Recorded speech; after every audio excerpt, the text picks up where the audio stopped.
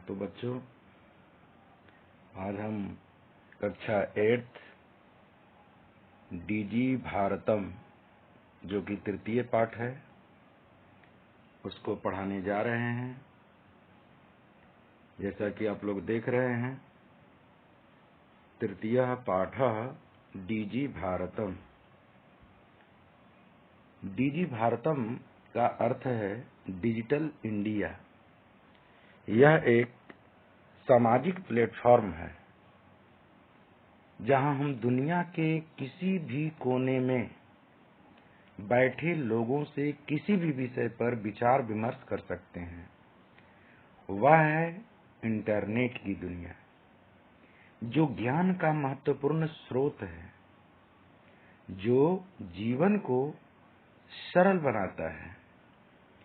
Digital India के अंतर्गत बहुत सी चीजें आती है, जैसे mobile, internet, distance education, navigation, debit card, credit card आदि आदि।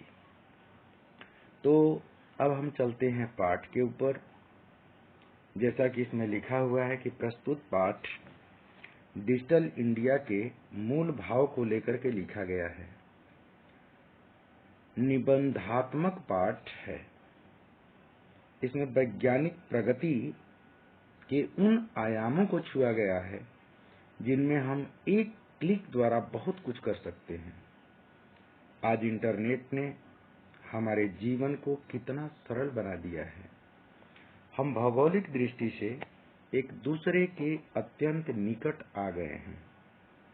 इसके द्वारा जीवन के प्रत्येक क्रियाकलाप सुविधाजनक हो गए हैं। ऐसे ही भावों को यहाँ सरल संस्कृत में व्यक्त किया गया है। देखिए संस्कृत के ये वाक्य, अद्य संपूर्ण विश्वे। अद्य, अद्य यहाँ पर अव्यय के रूप में है और अद्य का अर्थ होता है आज। तो अद्य संपूर्ण विश्वे यानी आज संपूर्ण विश्व में डिजिटल इंडिया इत्यस्य चर्चा श्रूयते, यानी डिजिटल इंडिया की चर्चा सुनी जाती है। आज संपूर्ण विश्व में डिजिटल इंडिया की चर्चा सुनी जाती है। हम लोग भी सोचते हैं कि भाई डिजिटल इंडिया क्या है। प्रायः हम टीवी पर या रेडियो पर सुना करते हैं कि आज हमारा देश डिजिटल इंडिया की ओर बढ़ रहा है, तो सोचते हैं कि डिजिटल इंडिया क्या है। तो उसी चैप्टर को लेकर के यहाँ पर बताया गया है कि अस्य पदस्य कः भावः, इस पद का क्या भाव है। इति मनसि जिज्ञासा उत्पद्यते, ऐसे मन में जिज्ञासा उत्पन्न होती है कि वास्तव में डिजिटल इंडिया क्या है। काल परिवर्तनेन सह मानवस्य आवश्यकता अपि परिवर्तते, समय के परिवर्तन के साथ मानव की आवश्यकता भी परिवर्तित हो रही है। जैसे जैसे समय बदल रहा है, हमारी आवश्यकता भी उसी अनुसार बदलते जा रही है। जैसे चलने के लिए पहले बैलगाड़ी था, आज बैलगाड़ी नहीं है। बैलगाड़ी की जगह पर हम देखते हैं कि कार और आदि आदि अनेक साधन आ गए हैं। प्राचीन काल में ज्ञानस्य आदानम प्रदानम मौखिकम आसीत्। प्राचीन काल में ज्ञान का आदान प्रदान जो होता था, लेन देन होती थी ज्ञान का, उसका आधार क्या था? तो मौखिकम आसीत्। मौखिकम मतलब ओरली होता था, याद करते थे लोग ज्ञान को, ऐसे ही बांटते थे। विद्या च श्रुति परंपरया श्रूयते गृह्यते स्म। विद्या च श्रुति परंपरया गृह्यते स्म, और विद्या को श्रुति परंपरा के द्वारा यानी सुन करके ग्रहण किया जाता था। पहले प्राचीन काल में जो लोग ज्ञान प्राप्त करते थे, उसके लिए न तो कोई कॉपी थी न पेन था, ऐसे ही बोल करके और लोग सुन करके याद करते थे। तो इसलिए वेद को पहले श्रुति कहा जाता था, क्योंकि सुन करके लोग याद करते थे। अनंतरम इसके बाद तालपत्र उपरी भोजपत्र उपरी च लेखन कार्यम आरब्धम। कह रहा है कि इसके बाद क्या हुआ कि तालपत्र के ऊपर यानी ताड़पत्र के ऊपर लोग लिखने का काम शुरू किए। भोजपत्र ऊपरी एक भोजपत्र होता है, उस पर भी लिखने के लोग काम शुरू किए। लेखन कार्यम आरब्धम यानी लिखने का काम शुरू हुआ। पहले जो लोग याद करके किसी भी विषय को समझते थे, याद करते थे, आज वो परंपरा बदल चुकी है। धीरे धीरे कैसे बदली? तो उस समय याद करने के जगह पर तालपत्र के ऊपर लिखना लोग शुरू कर दिए, भोजपत्र के ऊपर लिखने का काम शुरू हो गया। परिवर्तनी काले यानी परिवर्तन के समय में कर्गदस्य लेखन्याः च परिवर्तने काले कर्गदस्य लेखन्याः च आविष्कारेण यानी कागज पर लिखने के आविष्कार से सर्वेषाम एवं मनोगतानाम यानी सभी के मनोगतानाम यानी मन में आए हुए बातों को भावानाम यानी भावों को कर्गदो ऊपरी लेखनम प्रारब्धम यानी कागज के ऊपर लिखने का काम शुरू हो गया।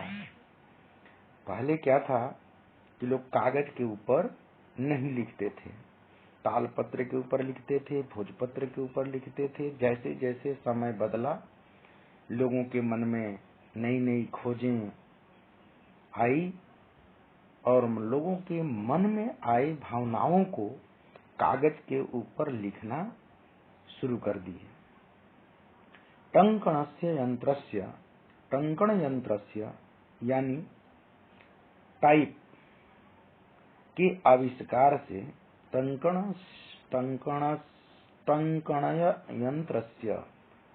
यंत्रस्य यानी टाइप राइटर के यंत्र के होने से आविष्कार से तो लिखिता सामग्री लिखी हुई जो सामग्री थी टंकिता सती बहुकालाय सुरक्षिता तिष्ठत उसको टंकित करके टाइप करके बहुत दिन तक लोग सुरक्षित रख सकते थे।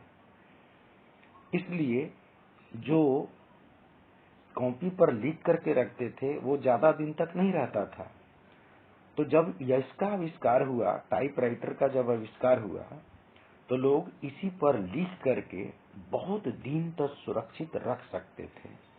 तो ये भी विधि चालू हो गई। फिर कह रहा है कि वैज्ञानिक प्रविधे प्रगति यात्रा पुनरपि अग्रे गता।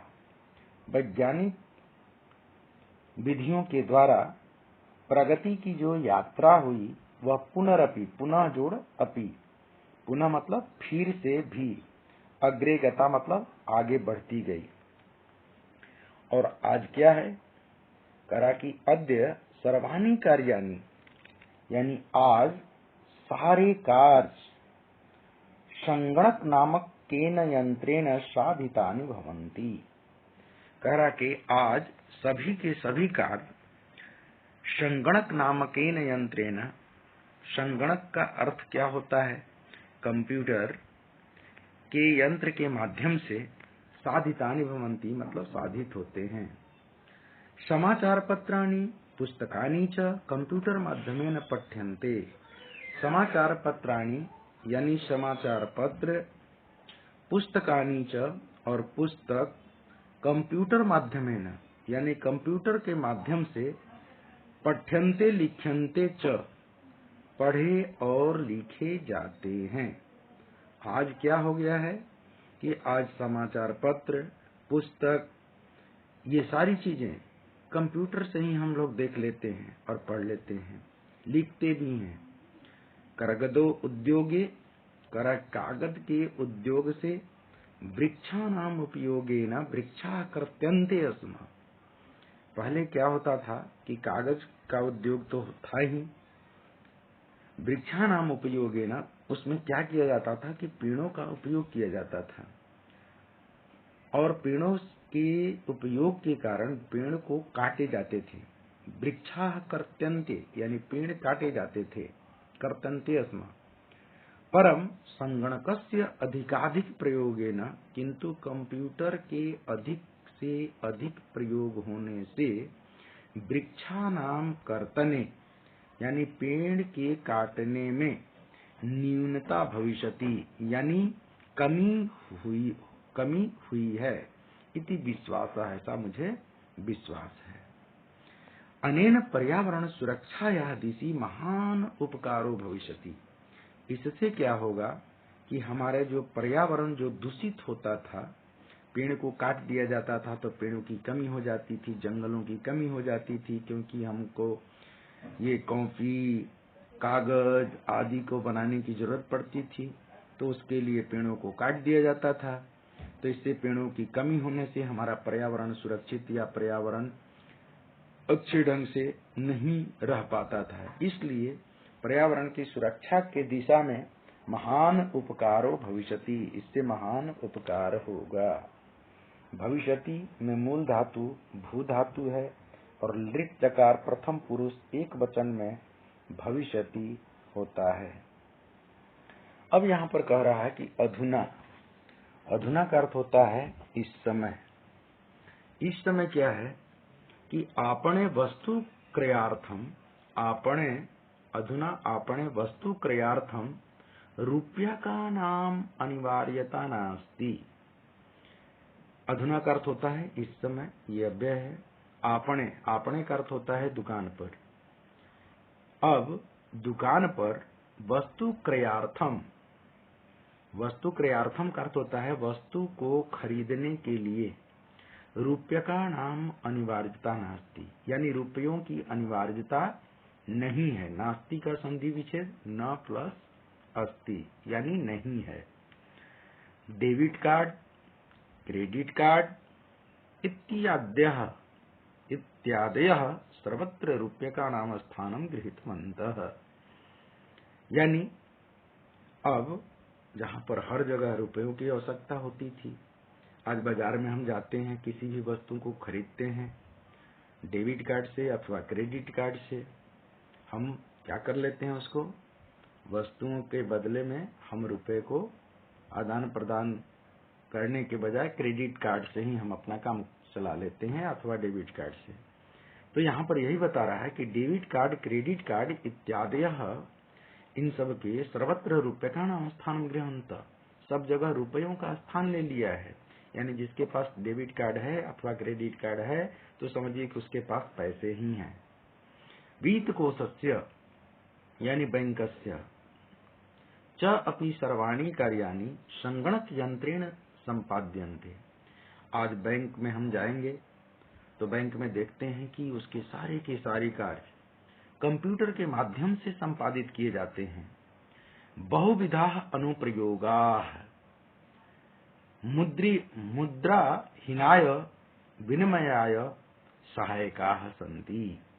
कह रहा है कि आज कंप्यूटर क्या करता है कि कंप्यूटर के माध्यम से बहुविधा अनुप्रयोगा यानी भिन्न भिन्न प्रकार के अनुप्रयोग ऐप बन चुके हैं, जिसको हम क्या करते हैं तो मुद्रा हिनाय विनिमयाय, जिसको कहते हैं कि कैशलेस ट्रांजैक्शन, यानी कैश नहीं दे रहे हैं लेकिन हम कैश क्या कर रहे हैं तो ट्रांसफॉर्म कर रहे हैं, यहाँ से भेज रहे हैं।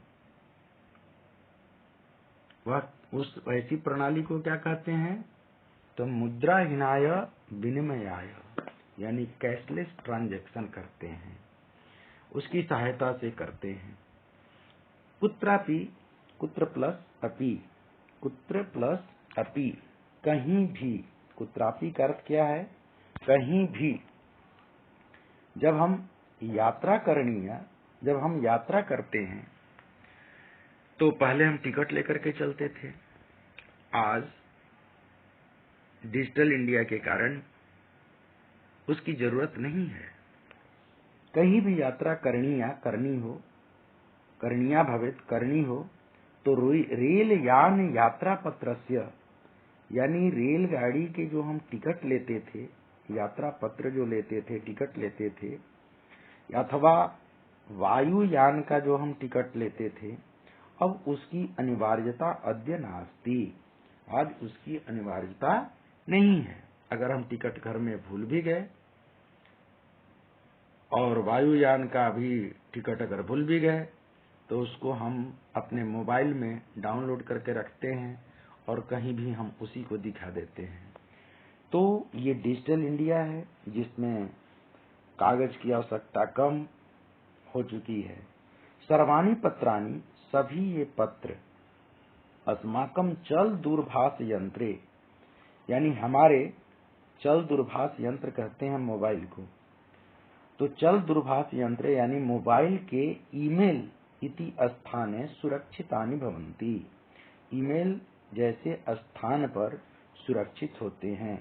जब हमसे कोई टिकट मांगता है रेल में यात्रा करते समय अथवा वायुयान में यात्रा करते समय कोई टिकट मांगता है तो हम अपने ईमेल के माध्यम से जो हमारे मोबाइल में रहता है उससे दिखा करके हम अपनी यात्रा को सुगम बनाते हैं। यानी संदर्श्य, यानी जो हमारे पास होता है उसको दिखा करके वयम सौकर्येन मतलब सुविधा से यात्रायाः आनंदम गृहीमः, यात्रा का आनंद ग्रहण करते हैं, यानी आनंद से हम यात्रा कर लेते हैं।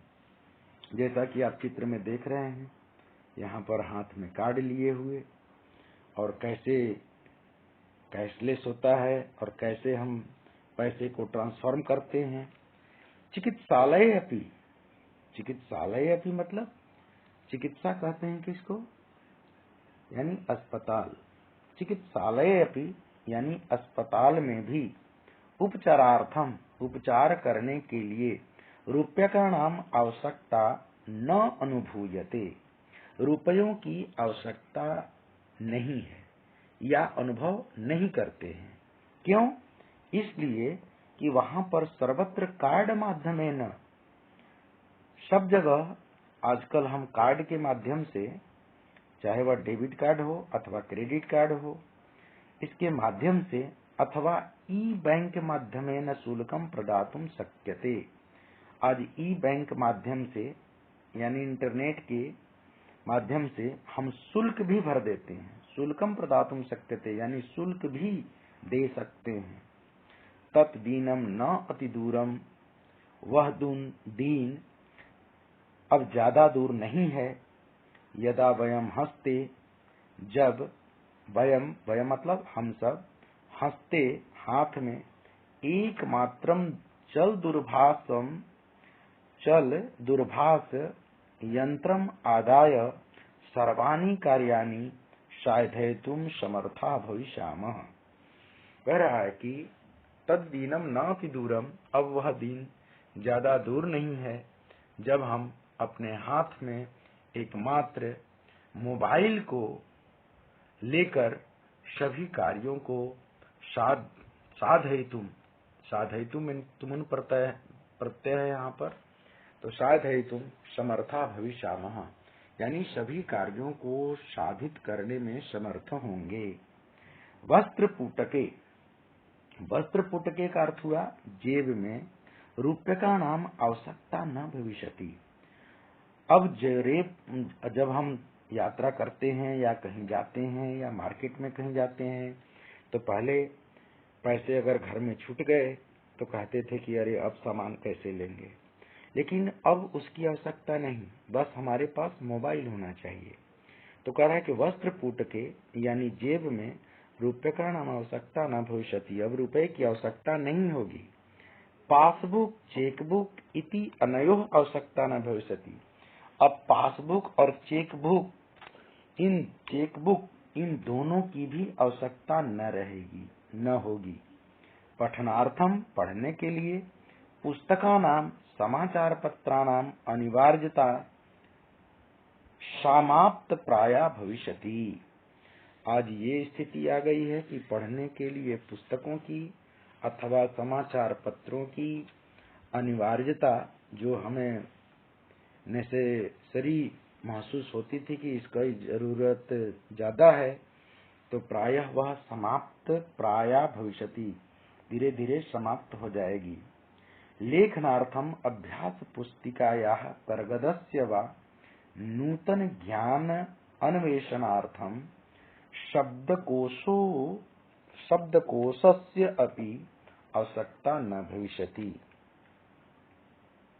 यहाँ पर यह बताया गया है कि लेखनार्थम लिखने के लिए अभ्यास पुस्तिकायाः यानी अभ्यास पुस्तिका का, एक्सरसाइज बुक का, अथवा कर्गदस्य कागज का नूतन ज्ञान अन्वेषणार्थम यानी नए ज्ञान के खोज के लिए शब्दकोशस्य अपि यानी डिक्शनरी, शब्दकोश कहते हैं डिक्शनरी को, तो डिक्शनरी की भी आवश्यकता न भविष्यति, आवश्यकता नहीं होगी। अपरिचित मार्गस्य ज्ञानार्थम, अब जैसे रास्ता हमको मालूम नहीं है और उस रास्ते पर जाने के लिए जब हमको कहीं यात्रा करनी हो और मुझे मालूम नहीं है, तो आजकल हम लोग क्या करते हैं, उसको डाउनलोड करते हैं, जगह का नाम देते हैं और जो ही हम शुरू करते हैं तो अपरिचित मार्ग को वह रास्ता बना करके साध्य मार्ग तक पहुंचाने में समर्थ होता है। तो यहाँ पर कहा कि अपरिचित मार्गस्य ज्ञानार्थम, अपरिचित मार्ग के ज्ञान के लिए मार्गदर्शकस्य मानचित्रस्य, मार्गदर्शक के मानचित्र की आवश्यकता या अनुभूति अपि न भविष्यति, अब उसकी भी आवश्यकता की जरूरत या अनुभव की जरूरत न होगी। क्यों? क्योंकि उसके लिए भी हमारे पास ऐप है, जो भी हम डाउनलोड करके और जिस दिशा में हमको जाना है, जिस मार्ग तक जाना है करते हैं, तो वह उस सहायक मार्ग तक पहुंचा देता है। एतत् सर्वम एकेन एव यंत्रेण कर्तुम शक्यते। एतत् मतलब यह, सर्वम एकेन एव यंत्रेण, ये सब एक ही यंत्र से कर्तुम शक्यते, एक ही यंत्र से कर सकते हैं। शाकादि क्रयार्थम, फल क्रयार्थम, विश्राम गृहेषु कक्षम सुनिश्चितम कर्तुम, चिकित्सालये शुल्कम प्रदातुम, विद्यालये महाविद्यालये च अपि शुल्कम प्रदातुम, किम बहुना दानम अपि दातुम चल दूरभाष यंत्रम एवं अलम। कह रहा है यहाँ पर कि ये सब काम एक ही नैव यंत्रेण कर्तुम शक्यते, एक ही यंत्र से कर सकते हैं। शाकादि क्रयार्थम, जैसे बाजार से शाक सब्जी खरीदना हो तो उसके लिए, फल खरीदने के लिए फल क्रयार्थम, विश्राम गृहेषु कक्षम सुनिश्चितम कर्तुम, विश्राम घर में, रेस्ट हाउस में कहीं जब हमको ठहरना होता है तो यहीं से हम बुक कर लेते हैं। चिकित्सालय शुल्कम प्रदातुम, अस्पताल में, हॉस्पिटल में जाकर के शुल्क देना है तो हम उसी से दे सकते हैं। विद्यालय महाविद्यालय चापी शुल्कम प्रदातुम, विद्यालय और ये स्कूल और कॉलेज में भी, महाविद्यालय चापी शुल्कम, महाविद्यालय मतलब कॉलेज में भी शुल्क देने में। किम बहुना दानम अपि दातुम, और मैं क्या कहूँ, दानम अपि दातुम, दान देने के लिए भी चल दूरभाष यंत्रम एवं अलम, यानी मोबाइल बहुत ही अलम, अलम मतलब माने इससे और क्या कहें, ये सब कुछ करने में बस यही समर्थ है, यानी मोबाइल से सब कुछ साधा जा सकता है। अलम यहाँ पर अव्यय के रूप में है। डिजिटल भारत इति अस्याम दिशि वयम भारतीयाः द्रुत गत्या अग्रेसरामः।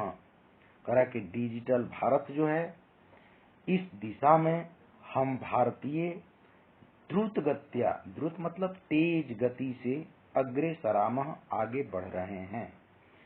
तो इस चैप्टर में डिजिटल इंडिया का क्या महत्व है, इसी के बारे में बताया गया है और हमारा इंडिया इस दिशा में काफी प्रगति के मार्ग पर प्रशस्त होते हुए आगे बढ़ते जा रहा है।